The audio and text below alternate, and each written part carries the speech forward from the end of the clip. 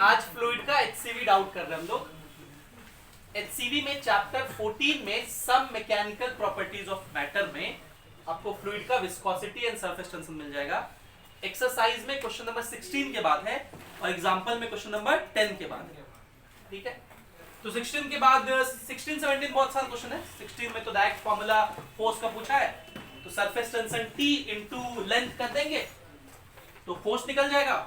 और 17 में भी सीधा सीधा एक्सेस प्रेशर मरकरी के ड्रॉप में पूछा है, तो मरकरी एक वाटर ड्रॉप जैसा बिहेव करेगा तो 2T/R हो जाएगा। सोप बबल में पूछा है तो 4T/R हो जाएगा। और एयर बबल इन वाटर तो उसमें भी 2T/R ही होता है एक्सेस प्रेशर, तो उससे आंसर निकल जाएगा। 18 में जो डाउट है वो 18 करते हैं, कुछ पढ़ते सवाल। Consider a small surface area 1 metre square at the top of a mercury drop of radius 4 mm। एक मरकरी का ड्रॉप है और इस मरकरी ड्रॉप का रेडियस कितना है 4 mm है, और इसके ऊपर एक छोटा सा एरिया कंसिडर करिए आप। Find the force exerted on this area by the air above it. इसके ऊपर का जो एयर है, एटमॉस्फेयर है, वो इस एरिया पर कितना फोर्स लाएगा। तो बाहर का जो एटमॉस्फेयर है वो इस एरिया पे कितना फोर्स लाएगा, एटमॉस्फेरिक प्रेशर इनटू एरिया। क्योंकि छोटा सा एरिया है इसलिए डायरेक्ट वो लिख सकते हैं। तो एयर अबव इट, इसकी वजह से फोर्स कितना होगा, तो ए पार्ट का आंसर क्या हो जाएगा, F1 कह रहे हैं उस फोर्स को, तो फोर्स कितना हो जाएगा PA इनटू एरिया। एरिया दिया हुआ है हम लोगों को कितना 1 mm स्क्वायर, इसको मीटर स्क्वायर में कन्वर्ट कर लीजिए 10⁻⁻6 मीटर स्क्वायर। और एटमॉस्फेरिक प्रेशर कितना होता है 10⁵ उससे आ जाएगा। ठीक, फिर कह रहा है तो दोनों रख देंगे तो आंसर आ जाएगा F1 का वैल्यू कितना आ जाएगा, F1 करके दिखा देंगे डायरेक्ट हो जाएगा। तो एक लाइन का PA कितना लिखोगे 10⁵ पास्कल और एरिया कितना -6, तो कितना हो गया 0.01 Newton, sorry 0.1 Newton, 0.1 Newton answer. अब कह रहा है कि द Hg बिलो इट, इसके नीचे ये जो एरिया के नीचे Hg है ये कितना प्रेशर लगाएगा। तो देखिए ये जो सरफेस है ये कर्वेचर है, कर्वेचर के दोनों साइड प्रेशर सेम नहीं होता है। जो कॉन्केव साइड होता है ये Hg कॉन्केव साइड पर है, इधर इसको देखोगे इधर से तो कॉन्वेक्स दिखेगा ऊपर से, और इधर से जो कॉन्केव साइड होता है उधर का प्रेशर ज्यादा होता है, और कॉन्केव माइनस कॉन्वेक्स साइड का प्रेशर कितना होता है 2T/R, और वो R होता है रेडियस ऑफ कर्वेचर, इस कर्वेचर का रेडियस मतलब इस ड्रॉप का रेडियस वो दिया हुआ है, और T होता है सरफेस टेंशन वो भी दिया हुआ 0.465। तो अगर हम सरफेस टेंशन और रेडियस रख देंगे, एटमॉस्फेरिक पता है, प्रेशर पता है 10⁵, तो प्रेशर ड्यू टू Hg निकल जाएगा नहीं निकल जाएगा बोलो, और उसमें एरिया मल्टीप्लाई कर देंगे तो फोर्स भी निकल जाएगा। उस फोर्स को हम F2 कह रहे हैं, उस फोर्स को क्या कह रहे हैं PHG इनटू एरिया करके निकाल देंगे। ठीक, और PHG कितना होगा, PHG होगा 2T/R plus PA into area, area multiply कर दो तो 2TA/R plus PA into area 0.1, PA into area निकालो 0.1, तो ये F2 हो गया, इसको F1 के बराबर लिख सकते हैं। PA इनटू A किसके बराबर हो गया, F1 के बराबर, ये हो गया। ठीक, अब देखो ये जो ड्रॉप है, सॉरी ये जो एरिया है स्मॉल एरिया, ये एरिया तो इक्विलिब्रियम में है, ये सरफेस ना ऊपर जा रहा ना नीचे जा रहा, इस पर नेट फोर्स क्या है 0 है। इस स्मॉल एरिया पर नेट फोर्स क्या है, ऊपर से एटमॉस्फेयर फोर्स लगा रहा है F1, ऊपर से एटमॉस्फेयर कितना फोर्स लगा रहा है F1, और नीचे से फोर्स लग रहा है F2 Hg का, जो कि F1 से ज्यादा है, इतना जो कि F1 से ज्यादा है, तो इसको तो ऊपर चला जाना चाहिए था, लेकिन ये इक्विलिब्रियम में है, रुका हुआ है। क्यों, क्योंकि सरफेस टेंशन का फोर्स जो कि नीचे की तरफ लगेगा, force due to surface tension जो कि नीचे की तरफ, नीचे क्यों लगेगा क्योंकि F2 ज्यादा है, तो ऊपर से नीचे लगेगा तब ना इसको बैलेंस करेगा, वो इसको बैलेंस करेगा। तो इसके लिए अगर इक्विलिब्रियम का इक्वेशन लिखोगे तो क्या लिखोगे, F1 प्लस FT, FT क्या है, force due to surface tension, force due to surface tension, वो कितने के बराबर होगा? F2 के बराबर होगा। तो Ft का वैल्यू कितना हो जाएगा? F2 माइनस F1, और वो F2 माइनस F1 यहां से लिख सकते हैं 2TA/r। हम वेरिएबल के फॉर्म में सवाल किए हैं, आप सब वैल्यू रख दीजिएगा। T का वैल्यू दिया हुआ है, A ये एरिया है दिया हुआ है, R रेडियस है दिया हुआ है, निकल जाएगा। बोलो, ये था क्वेश्चन नंबर 18। क्वेश्चन नंबर 20 जो है वो डेटाबेस सवाल है, उसमें डेटा नहीं दिया इसलिए बहुत लोगों से नहीं बनता है। क्वेश्चन नंबर 20 ये है, the lower end of a capillary tube, वो कैपिलरी ट्यूब ग्लास का है, कुछ नहीं कह दो किसका होता है? ग्लास का। पहली बात तो उसमें ग्लास नहीं दिया हुआ है। is immersed in mercury, the level of mercury in tube is found to be 2 centimeter below the water level। तो आप जानते हैं मरकरी में कैपिलरी डिसेंट कर जाता है, नीचे चला जाता है, तो वही कह रहा है कि 2 सेंटीमीटर कैपिलरी फॉल कर गया। ठीक है, तो ये H का फॉर्मूला तो हम लोग जानते हैं, क्या फॉर्मूला होता है? 2t cos theta c by small r into rho into, यहाँ पे ये t किसका लिखोगे? Hg का, सब कुछ Hg के लिए लिखेंगे। बोलो, तो सरफेस टेंशन Hg का 0.465 न्यूटन पर मीटर होता है। ये स्टैंडर्ड डेटा है, पीछे टेबल में दिया हुआ है, उसका इस्तेमाल करना है यहाँ। cos थीटा c Hg के लिए लगभग 135 डिग्री के आसपास होता है, हालांकि टेबल में 140 डिग्री लिया हुआ है, लेकिन 140 का वैल्यू निकालने में हमें कितना ही होगी, तो 135 के आसपास लेकर निकालते हैं। स्मॉल r उस ट्यूब का रेडियस होगा, रो डेंसिटी Hg का लिखेंगे, और g acceleration due to gravity. फिर कह रहा है कि सेम ट्यूब को वाटर में डाल दें तो हाइट कितना होगा। तो देखिए H किस पर डिपेंड करता है? 2 तो कांस्टेंट है, T पे डिपेंड करता है, तो T बदल गया, वाटर में डाल दिए तो सरफेस टेंशन बदल गया, थीटा C भी बदल गया, रेडियस ऑफ ट्यूब तो सेम रहा और G भी सेम रहा, डेंसिटी बदल गया। तो क्या मैं लिखूं कि H is proportional to T cos theta C by rho. बोलो, तो Hg height for Hg by height for water अगर आपको लिखना है तो ये हो जाएगा, पहले T Hg का लिखिए into cos theta C for Hg लिखिए, divided by density of Hg कर दीजिए, फिर लिखिए T वाटर का cos थीटा C वाटर का डिवाइडेड बाय, तो वो ऊपर में चला जाएगा रो वाटर। और ये सारा डेटा दिया हुआ है, देखिए T Hg, ये सब आप पीछे टेबल से ले सकते हैं, सारा डेटा लेके रख दीजिएगा, तो Hg का हाइट बाय वाटर का हाइट का रेशियो आ जाएगा, और Hg का हाइट दिया हुआ है 2 सेंटीमीटर, तो यहाँ से वाटर का हाइट निकल जाएगा। ये रेशियो कैलकुलेट कर लीजिए, तो HW कैलकुलेट हो जाएगा। ये सेंटीमीटर में रखें तो सेंटीमीटर में कैलकुलेट हो जाएगा। ठीक, करके दिखाइए, कैलकुलेशन हम नहीं करेंगे, करके दिखाइए। अगला सवाल क्वेश्चन नंबर 21, ये है, a barometer is constructed with its tube having radius 1 mm।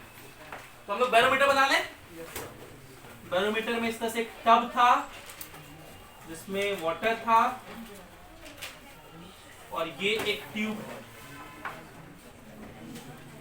जिसमें Hg राइज करता है। ठीक है, और ये जो ट्यूब है इसका रेडियस कितना दिया हुआ है?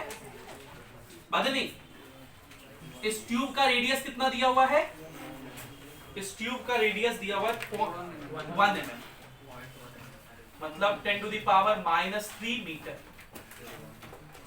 Assume that surface of mercury in the tube is spherical in shape। जो यहाँ पे सरफेस है मरकरी का ट्यूब में, वो किस शेप का है? स्फेरिकल शेप का, ऐसा।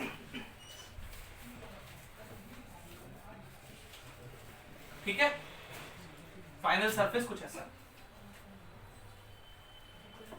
तो पूछा है, if the atmospheric pressure is equals to 76 centimetre of mercury, what will be the height raised in the barometer tube? Contact angle with glass is equals to 135 and surface tension of mercury is इतना। तो देखिए, यहां पर तो कोई pressure नहीं है, तो यहां का प्रेशर आप क्या कहेंगे? 0। बोलो, ये P जो होगा वो कितने के बराबर होगा? 0। मतलब तो कोई प्रेशर नहीं होता है। यहां का प्रेशर, तो ये है P किधर साइड? Concave side.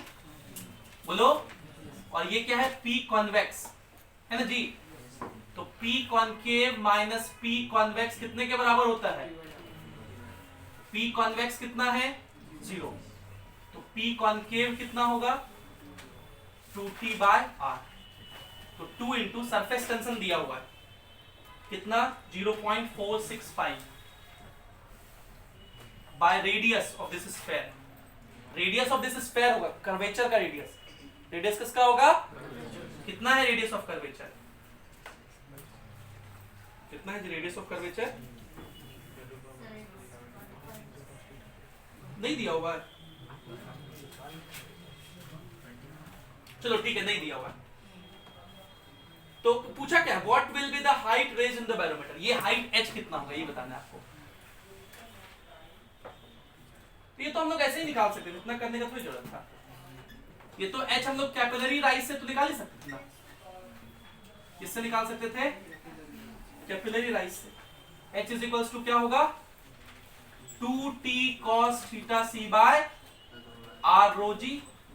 तो 2 इंटू t का वैल्यू 0.465 cos थीटा c। तो cos 135 degree by r radius of tube small, ये 13.6 × 10³ और g का वैल्यू 10 हो गया। ये तो निकालना है खाली। कितना आ रहा है कैलकुलेट करने पे? ये 10⁻³ ये कट गया। cos 35 1/√2 माइनस 1/√2 था, लेकिन मैग्नीट्यूड में बात कर रहे हैं।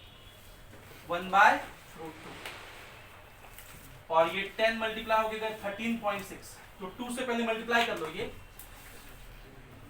5 दूनी 10, 6 दूनी 12, 1 13 के अंत में है 1, 7 दूनी 8, 1 9।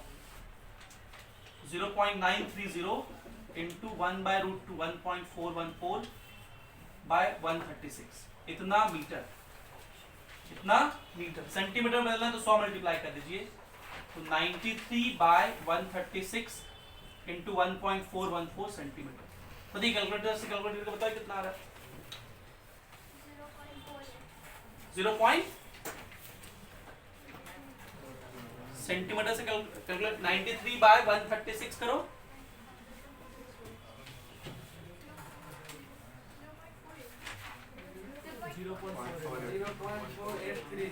0.483 सेंटीमीटर। इतना कम है। क्या आंसर?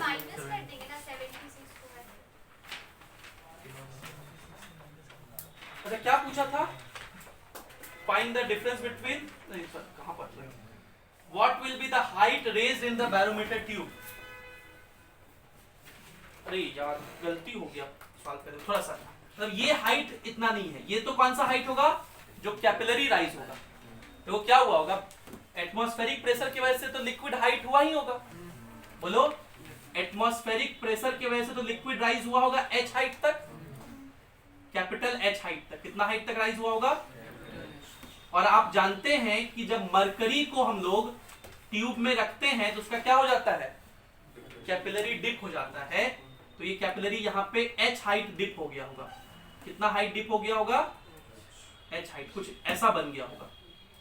राइज हुआ होगा कैपिटल H प्रेशर के बराबर, लेकिन कैपिलरी डिप हो गया होगा क्योंकि Hg जो ग्लास में है वो डिप करता है। और कितना डिप हुआ होगा स्मॉल h? ये। तो ये नेट हाइट कितना बचा होगा? स्मॉल h, h डैश कह सकते हैं। तो होगा capital H minus small h। तो 76 माइनस 0.483 सेंटीमीटर ये h डैश होगा। तो कितना हो जाएगा बताओ? 75.517 सेंटीमीटर। ये आंसर है ना? बोलो ना जी। 22 का 75.5 सेंटीमीटर। समझ गए क्या था क्वेश्चन? हम लोग थोड़ा गलत लिख दिए थे। क्वेश्चन ये था कि बैरोमीटर का प्रेशर जो है 76 सेंटीमीटर एटमॉस्फेरिक प्रेशर। तो हम लोग जानते हैं बैरोमीटर में मरकरी की वजह से, एटमॉस्फेरिक प्रेशर की वजह से मरकरी राइज करता है। कितना? 76 सेंटीमीटर। वो राइज तो था ही। अब क्योंकि मरकरी और ग्लास है तो उसकी वजह से कैपिलरी क्या हो जाता है? थोड़ा डिप हो जाता है। उसके सरफेस की वजह से कैपिलरी क्या हो जाता है? तो जहां तक हाइट होना चाहिए 76 सेंटीमीटर वहां तक वो नहीं जाएगा, थोड़ा सा उससे डिप कर जाएगा। कितना डिप कर जाएगा तो वो हम लोग निकाल लिए। ये स्मॉल h निकाल ली कैपिलरी फॉल के फार्मूला से। ठीक, ये आया 0.483 सेंटीमीटर। तो जाना चाहिए था 76, उससे फॉल कितना कर गया 0.48 माइनस कर दिया 75.517 आ गया। ठीक, अब 22 नंबर चलिए। 22 नंबर क्या सवाल है? A capillary tube of radius 0.5 mm is dipped vertically in a pot of water. Find the difference between the pressure of water in the tube 5 centimeter below the surface and the atmospheric pressure. मतलब एक tube को water में dip कर दिए, इसमें capillary rise करेगा ना जी, ऐसे हो गया कैपिलरी राइज, और ये हाइट दिया हुआ है, नहीं हाइट नहीं दिया हुआ है, कैपिलरी ट्यूब का सिर्फ रेडियस दिया हुआ है। इस कैपिलरी ट्यूब का रेडियस कितना है 0.5 mm। 0. is dipped vertically in a pot of water. Find the difference between the pressure of water in the tube 5 centimeter below the surface. ये जो सरफेस है, इससे 5 सेंटीमीटर नीचे जो प्रेशर होगा P1, इस प्रेशर का और कौन से प्रेशर का एंड एटमॉस्फेरिक प्रेशर, यहां जो एटमॉस्फेरिक प्रेशर होगा इन दोनों का डिफरेंस बताना। ठीक, तो गौर से देखिए, ये प्रेशर जो एटमॉस्फेयर वाला है वो कॉनकेव साइड पर है कि नहीं है? ये P कॉनकेव साइड पर है, P, और ये वाला कौन साइड पर है? P कॉन्वेक्स साइड पर है। ठीक, और फिर ये H हाइट है 5 सेंटीमीटर, तो यहां P1 कितना होगा? P convex plus H rho g होगा कि नहीं जी? बोलो। और P कॉनकेव और P कॉन्वेक्स में क्या रिलेशन होता है?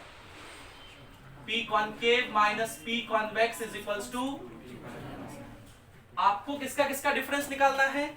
P1 आपको निकालना है, फाइंड P1 माइनस PA, ये बताना है P1 माइनस PA। तो P1 कितना है? P convex plus H rho g minus PA, ये बताना है, ये किसका वैल्यू बताना है।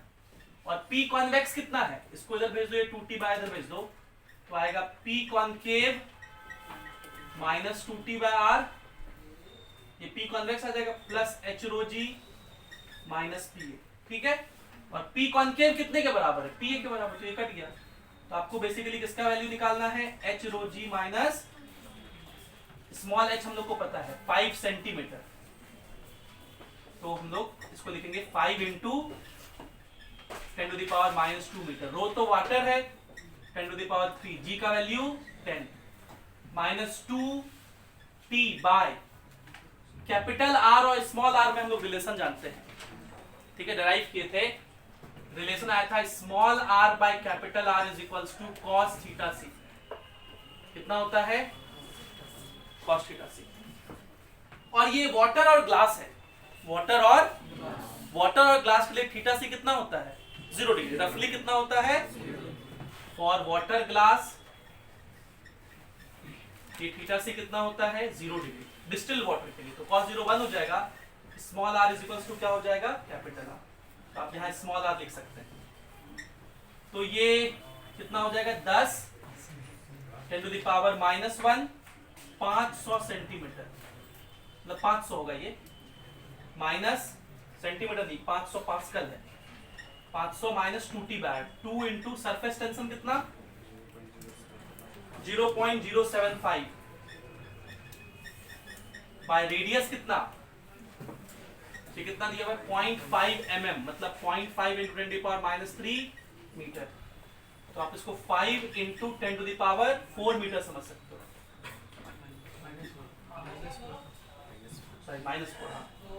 ये हो गया 500 माइनस, ये 10 टू द पावर माइनस 4 ऊपर जाएगा, तो ये 75 इंटू 20 हो जाएगा, 75 इंटू बाई 5, 5 से 4 बार में कट गया, बोलो। 75 इंटू 4 होगा 300, 500 माइनस 300 200 पास्कल, ये आंसर होगा। देखो कितना दिया हुआ 22 का आंसर। हाँ, G 9.8 लेके बनाया होगा, तो G 9.8 ले क्या? आ जाएगा ना, 9.8 लेंगे या 10 की जगह तो आ जाएगा। चलो मैं ले ही लेता हूँ, ये 9.8 ले लो, तो इससे ये कटेगा 10 बार में, तो 98 इंटू 5 कितना होता है 490, 490 माइनस 300 कितना हो जाएगा? आया समझ में? क्वेश्चन क्या था, समझ गए? पक्का? फिर समझा? क्वेश्चन ये था, फिर समझ लो एक बार।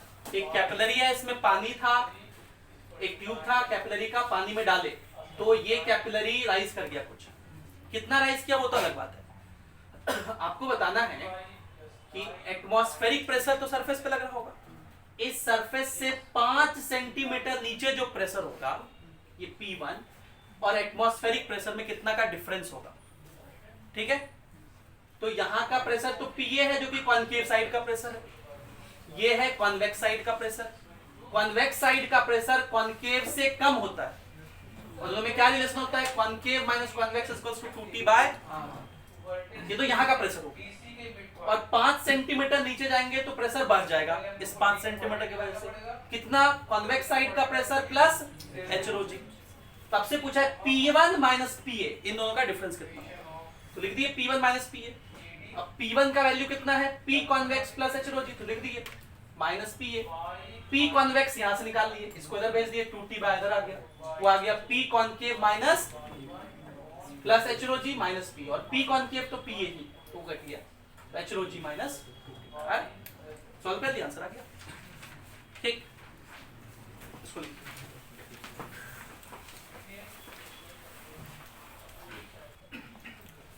अगला सवाल क्वेश्चन नंबर 23।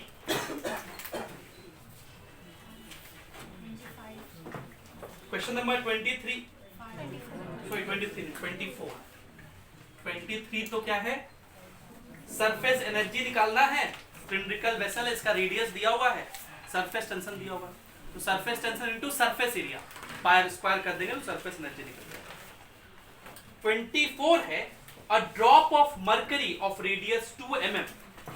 एक मरकरी का ड्रॉप है जिसका रेडियस कितना है 2 mm है, Hg का ड्रॉप, तो इसका सरफेस एरिया कितना होगा?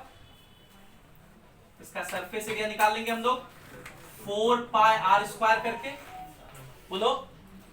और तो इसका सरफेस एनर्जी भी निकाल लेंगे, इसलिए निकाल सकते हैं हम लोग सरफेस एनर्जी U इनिशियल होगा सरफेस टेंशन इनटू एरिया। ठीक है, इस एरिया को हम लोग A इनिशियल कहते हैं। ठीक, तो सरफेस टेंशन दिया हुआ है, Hg का होता है 0.465, और इसलिए देखिए इसका यूनिट भी लिखा है जूल पर मीटर स्क्वायर। आ जाएगा नहीं आ जाएगा इससे?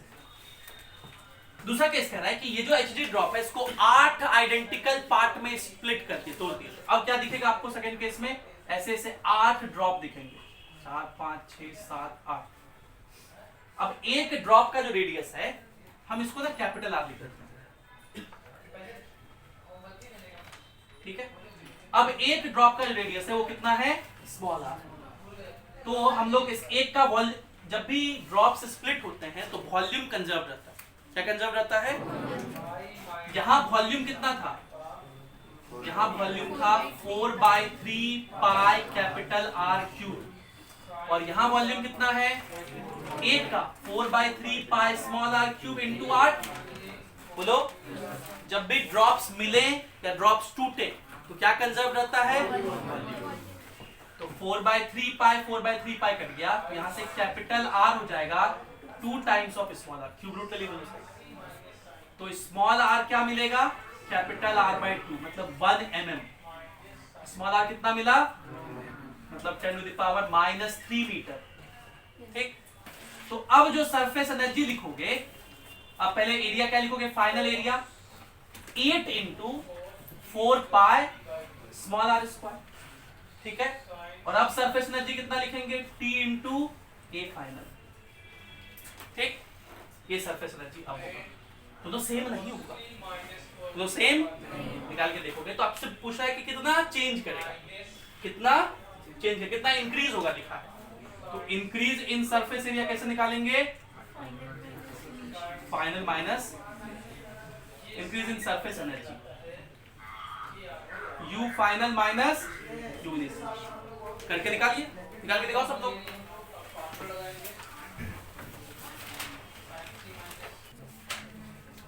चलिए 2-3 सवाल और करते हैं। सबसे पहले तो 31 कर लेते हैं। 31 तो सीधा सीधा फॉर्मूला बेस्ड है।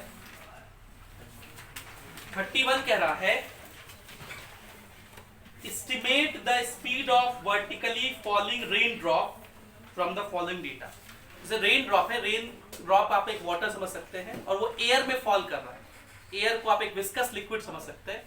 जब फॉल करता है तो बहुत शुरू में तो वेलोसिटी बढ़ा होगा, कुछ देर बाद उसका वेलोसिटी क्या हो गया होगा, कांस्टेंट हो गया होगा, वो टर्मिनल वेलोसिटी अचीव कर लिया होगा। और टर्मिनल वेलोसिटी का क्या फॉर्मूला होगा, 2/9 ईटा। ईटा होता है मीडियम का, तो यहाँ मीडियम क्या होगा, एयर।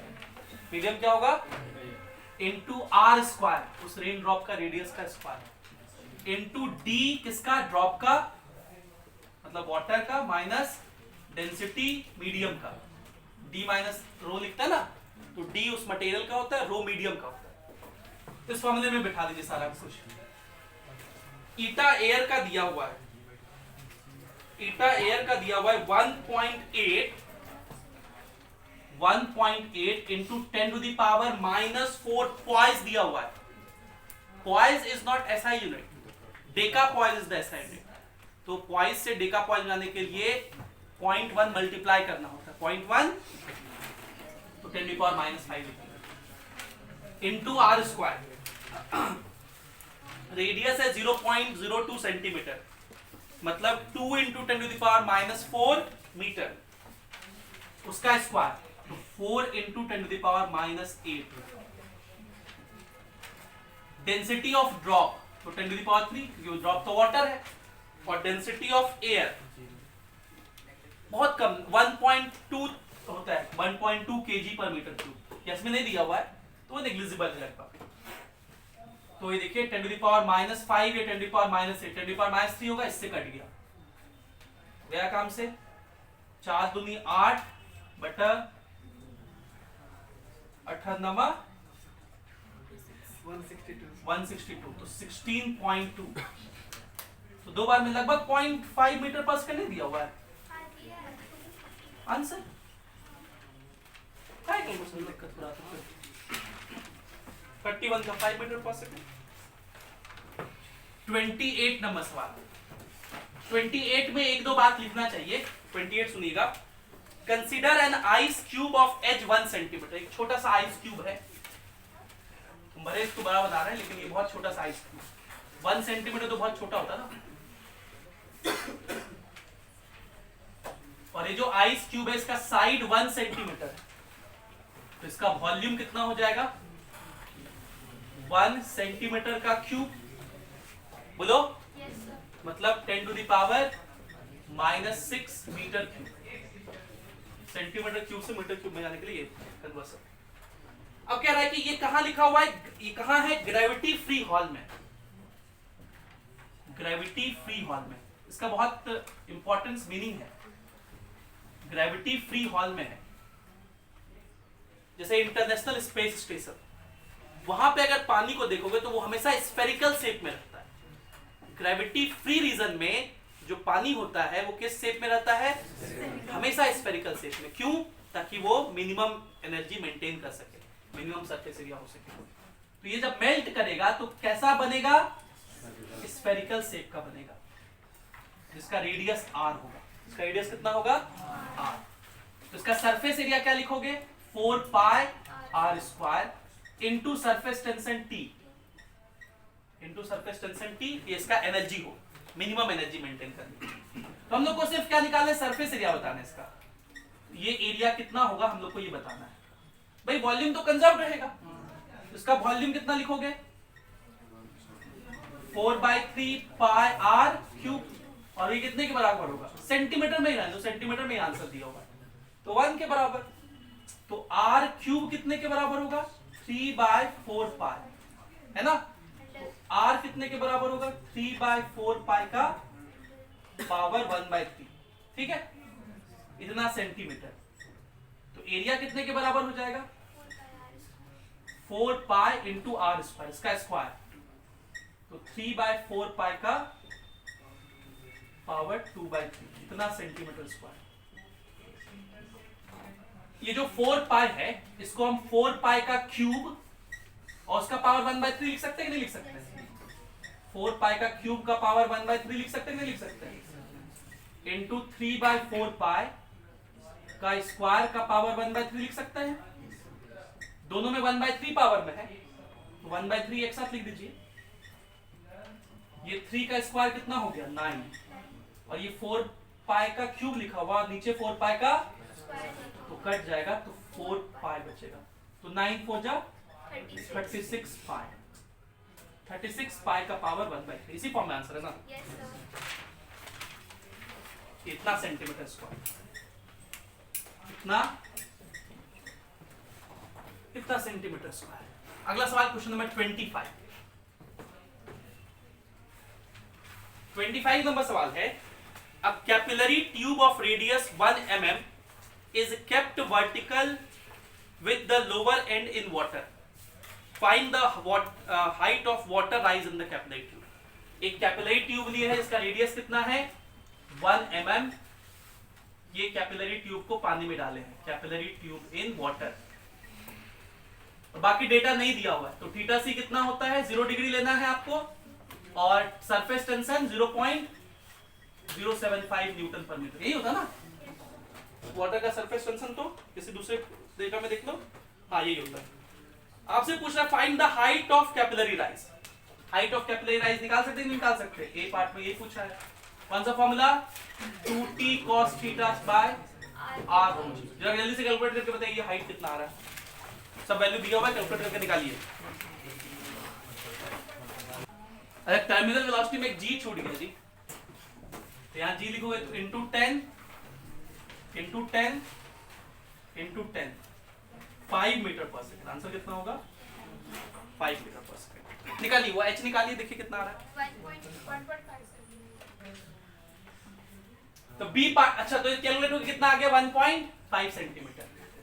बी पार्ट में कह रहा है कि अगर हम कैपिलरी इनसफिशिएंट हाइट का लें, आधा हाइट का, तो कैपिलरी विथ इनसफिशिएंट हाइट में बताए थे कि small h into radius of curvature हमेशा क्या रहता है? वो बाहर नहीं निकलता है, वो जितना इनसफिशिएंट हाइट है वहां तक जाता है, उसके बाद अपना रेडियस ऑफ कर्वेचर का वैल्यू बदल लेता है, मतलब एंगल ऑफ कांटेक्ट बदल जाता है। तो हम लोग लिख दिए, स्मॉल h रहने दिए। कैपिटल R का फॉर्मूला हम लोग लिखे थे small r by cos theta c, लिखे थे ना? ये कांस्टेंट होगा। स्मॉल r तो रेडियस ऑफ ट्यूब है, ये तो कांस्टेंट होता है, उसको हटा दीजिए। तो small h by cos theta c क्या रहेगा? कांस्टेंट रहेगा। पहले केस में h था 1.5 सेंटीमीटर और cos कितना लिए थे? थीटा सी कितना था पहले केस में? 0। पहले केस में शुरुआत वाला ए पार्ट में। अब बी पार्ट में कह रहा है कि हम हाइट कितना ले रहे हैं? 0.75 सेंटीमीटर, मतलब आधा ले रहे हैं पहले का। ये लिखा है ना कि if the length of capillary tube is half of the answer of part A. Part A में जितना आंसर आया इस हाइट का आधा ले रहे हैं, तो 1.5 सेंटीमीटर का आधा कितना होगा? 0.75 सेंटीमीटर। तो अब वो एंगल ऑफ कांटेक्ट बदल जाएगा, और एंगल ऑफ कांटेक्ट ही पूछ रहा है कि find the angle theta made by water surface. ये वाटर सरफेस है, मेड बाय वाटर सरफेस मतलब टेंजेंट विद द वॉल, इसी को ना थीटा सी बोलते हैं। तो वो cos थीटा सी हो गया। h by cos theta C constant है, तो पहले का h और cos थीटा लिखे इज इक्वल्स टू दूसरे केस का h और cos थीटा से लिखे। ये तो वैल्यू 1 है, cos थीटा सी इधर भेज दिए, ये इधर गया तो कट के 1/2, तो थीटा सी कितना हो गया? 60 डिग्री। ठीक है, तो इतना काफी। और कोई डाउट बचा? हो गया ना सारा? ठीक है, तो ये HCV प्रॉपर्टीज ऑफ फ्लूइड। अगले क्लास में हम लोग फ्लूइड मैकेनिक्स वाले डाउट्स करेंगे। Bye bye, take care.